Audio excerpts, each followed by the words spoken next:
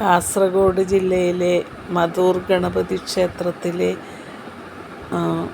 മൂടപ്പ സേവയും നവീകരണ ബ്രഹ്മകലശത്തിൻ്റെയും ചിത്രങ്ങളാണിത്.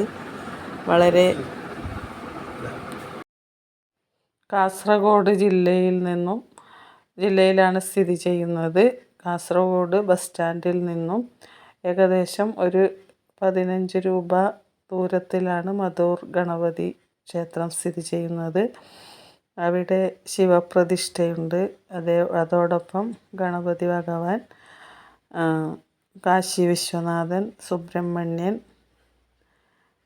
ദേവി, അയ്യപ്പൻ, അങ്ങനെ ഓരോരോ ഉപപ്രതിഷ്ഠകളുമുണ്ട്. വളരെ ബലസിദ്ധി തരുന്ന മഹാഗണപതി ആണ് അവിടെ കുടികൊള്ളുന്നത്.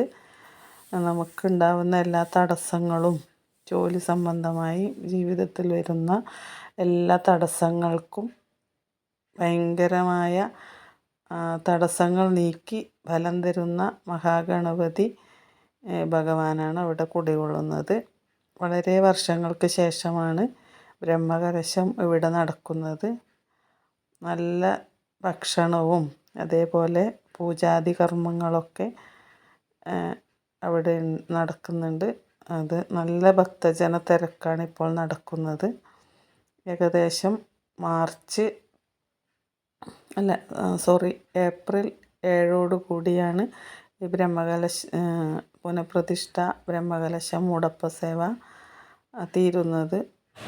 എല്ലാ ഭക്തജനങ്ങൾക്കും വളരെ അനുഗ്രഹദായകനായ ഭഗവാൻ അവിടെ കുടികൊള്ളുന്നുണ്ട്.